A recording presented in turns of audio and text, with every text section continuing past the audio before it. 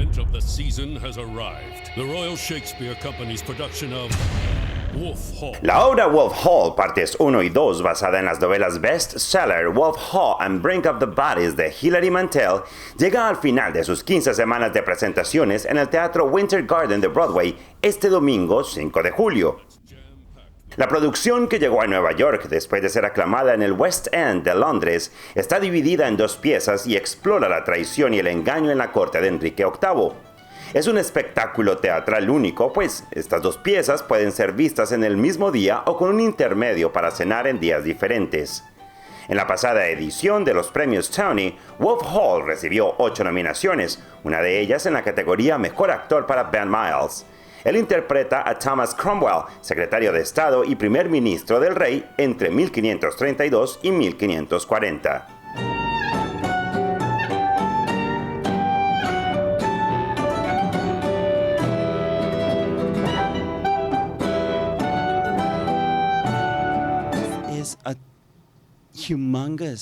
Esta es una labor gigantesca, es una historia compleja de 2 partes. ¿Cómo ha sido esta experiencia para ti? Es una experiencia maravillosa. He estado en esta producción por 2 años, la hemos interpretado muchas veces en Inglaterra, pero aún encuentro muchas cosas sobre el personaje, la historia. Hay muchas cosas que explorar en esta historia. Es un rol fascinante, es un personaje fascinante el que interpreto. Y nunca dejé de preguntar, de investigar sobre él, ¿sabes? Es una parte emocionante, es un rol emocionante para interpretar. Y es maravilloso para las audiencias porque es una historia que ha sido contada en literatura, en muchas ocasiones, en televisión y en cine. Así que llegamos con algo de información y recibimos algo nuevo e inesperado porque es una nueva creación. ¿Cómo ves la respuesta de las personas? Me encanta, la respuesta aquí es fantástica, es la audiencia que más responde que hemos tenido.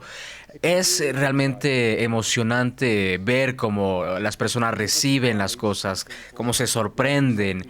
Como dices, muchas personas llegan a estas obras, pero lo que sabes de esta obra es que es una historia familiar contada desde un punto de vista poco familiar, que es desde el punto de vista de mi personaje. Muy poco se sabe sobre él de manera histórica, pero estas obras y los libros en los que se basan estas obras nos dan un punto de vista único en esa época del mundo. Las personas que habitaban en la corte de Inglaterra en ese momento. Realmente ha llevado a la vida esta época, porque como lo dices, los Tudor, hay muchas obras escritas sobre ellos, pero esta es única porque nadie ha contado la historia desde el punto de vista de mi personaje antes, y creo que es un ángulo muy interesante para analizar.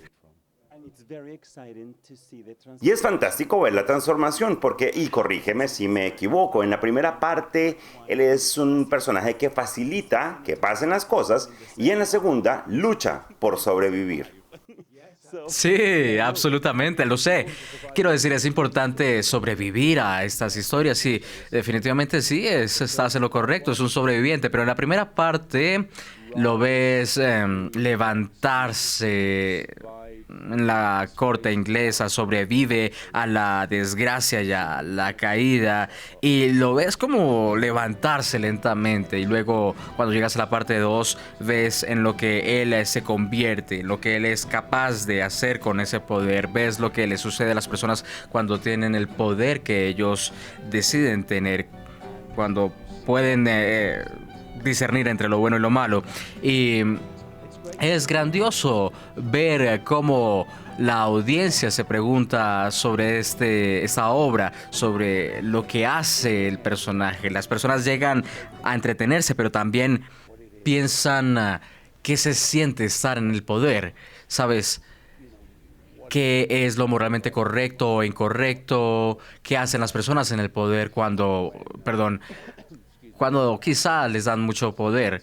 Son las cosas que hay en una conversación. Es un gran espectáculo y también te pone a pensar, y creo que es el mejor tipo de obra. Desde Nueva York, soy Alfonso Díaz.